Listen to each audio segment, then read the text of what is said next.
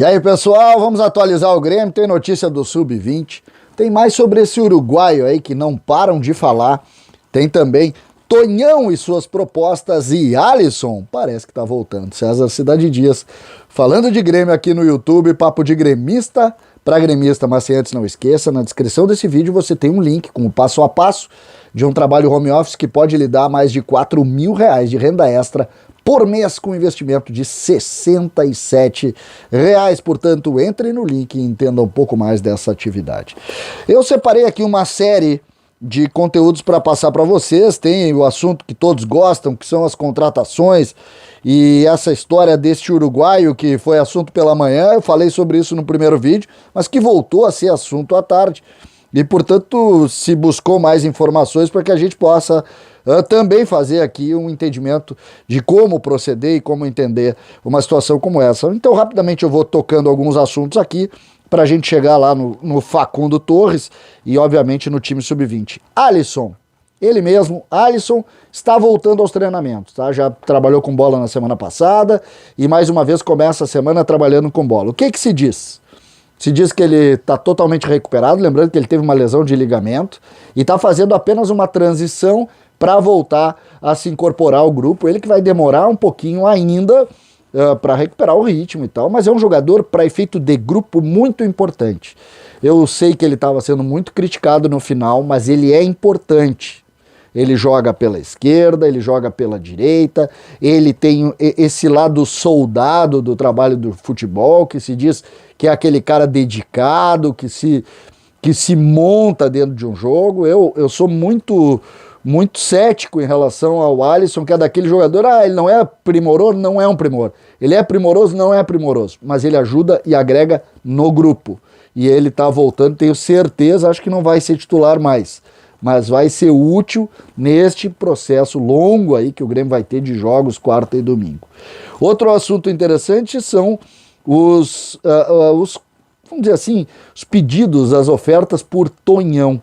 Segundo algumas informações, eu falei sobre isso na semana passada, ele tem propostas de empréstimos. O Grêmio negou essas propostas, duas delas seriam de clubes menores de Portugal. Só que o curioso é que o Grêmio procurou o jogador para ampliar o seu contrato. E essa negociação está emperrada. Emperrada. O que surpreende, porque na verdade, se a gente pensar, o Tonhão perdeu um pouco o espaço, até não sei se justo, sabe?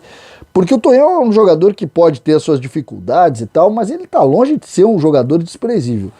E o Tonhão acabou pagando alguns pecados aí, no sentido, ele estava naquele momento muito ruim do Grêmio, né, porque os zagueiros estavam machucados, ele foi pro embate muitas vezes.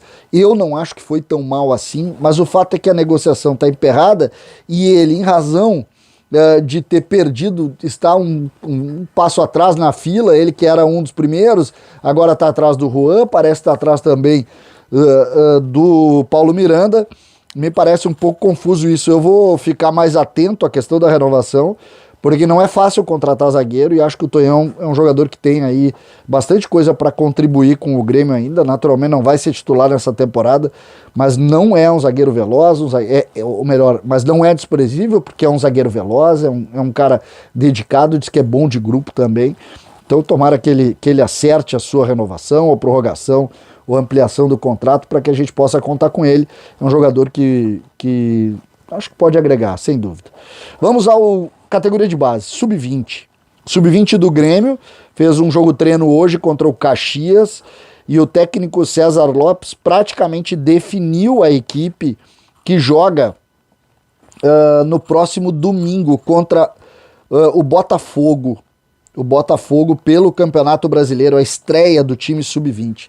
Vamos nos acostumando com os nomes, tá? Alguns bem conhecidos do torcedor, outros nem tanto. O Grêmio hoje teve o Hugo no gol, Iago, aí dois zagueiros, e aí eu chamo a atenção porque os nomes são muito parecidos. Um é o Gustavo Martins e o outro é o Gustavo Marins. Eu não conheço, tá? Mas peguei o nome na escalação, eu não vi esse jogo, só busquei algumas informações. Aí o Thiago Rosa, o lateral esquerdo.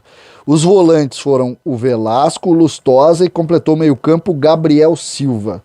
Na frente o Matheus, o Carlos Maia e o Léo Fenga, esse muito conhecido de todos, por ser um jogador, repito, no campeonato do ano passado, quando abriu para jogar pelo lado esquerdo ofensivo, Léo Fenga foi muito bem. A gente cita toda hora o nome dos jogadores que podem ser o sucessor daquele lado, lá do PP, aquele papo todo que a gente cansa de dizer aqui. Eu já citei o Zinho, já citei o Vini Paulista, estou citando outros nomes que estão crescendo.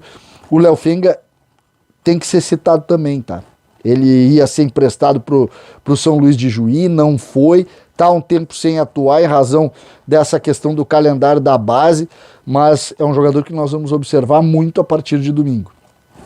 Muito, vou fixar o olho nele, vou ver como é que foi a evolução dele, porque é um jogador que se aproxima de uma idade limite e a gente torce para que ele seja também mais um nome a vibrar com o Grêmio. Ele que é formado há bastante tempo, tem relação com o Grêmio também, a gente torce demais por ele, então vamos aproveitar e olhar. Eu vou sempre que puder já fixar esse time para a gente começar a discutir. Me parece que esse é o time que sai jogando domingo contra o Botafogo. Vocês sabem, esse espaço vai acompanhar o jogo e a gente vai discutir bastante. Por fim, vamos falar, nós falamos dos oferecimentos ou dos nomes citados. Hoje pela manhã eu trouxe para vocês que o Grêmio negava completamente o nome de Facundo Torres, né? Um meio uruguaio, 21 anos, nós conversamos sobre isso, o Pedro Ernesto Denardim trouxe pela manhã isso lá no Clique RBS, e de lá para cá muitas informações, porque aí vem, a gente sabe da repercussão das coisas, e aí surgiu e toda hora falando. Aí eu também dei meus telefonemas, o Grêmio negou de cara, disse, olha, tem nenhuma chance. Aí quando tu bota as notícias, tu, meu Deus do céu, o representante do jogador, que também nega o contato, fala em 20 milhões de dólares. A imprensa, falei com um jornalista uruguaio, a imprensa uruguaia fala em 10 milhões de dólares. 10 de dólares. 50 milhões de reais. E aí eu consegui isso via imprensa, fala nos grandes da Itália interessados no jogador. Ele que é reserva da seleção uruguaia. Ou seja, gente, e eu faço questão de falar isso aqui, esqueçam esse nome. Esqueçam. Isso aqui vai gerar insegurança dentro do processo, porque é um jogador que está se falando aí um dinheiro que não tem, entendeu? Tem. Aí tu vai me dizer que o Grêmio vai pagar 10 milhões de dólares, que no final da história foi o que o Grêmio recebeu pelo PP, que é mais ou menos o que o Grêmio vendeu por 15 de euro, tu tira aqueles percentuais, imposto, o Grêmio não recebeu 10 de dólar, aí vai pagar 10 de dólar. Então, sabe, eu não sei, essas coisas acabam não ajudando nessa hora, mas a informação segue, a gente não sabe da onde foi essa citação. O fato é que esse jogador foi citado, a gente vai atrás e traz para vocês aqui o que está sendo discutido. Basicamente é isso. Entre 10 e 20 milhões de dólares o passe do jogador, 21 anos, jogador de seleção, que é a Inter de Milão, o Milan e outro clube italiano, que eu não consegui descobrir qual, mas grande também, estariam interessados em contratá-lo. Ou seja, não vamos falar mais nisso, né? Se tiver notícia, a gente vem aqui e traz, mas tem coisas que a gente precisa na raiz bater, porque senão vira assunto, depois vão dizer que o Grêmio deu esperança e não quis contratar, que não é verdade, né? Que não é verdade. Mas essas são as informações, a gente volta a qualquer momento com notícias Alisson, Tonhão, Facundo Torres e, obviamente, o nosso time sub-20. Valeu, gente. César Cidade Dias falando do Grêmio aqui no YouTube.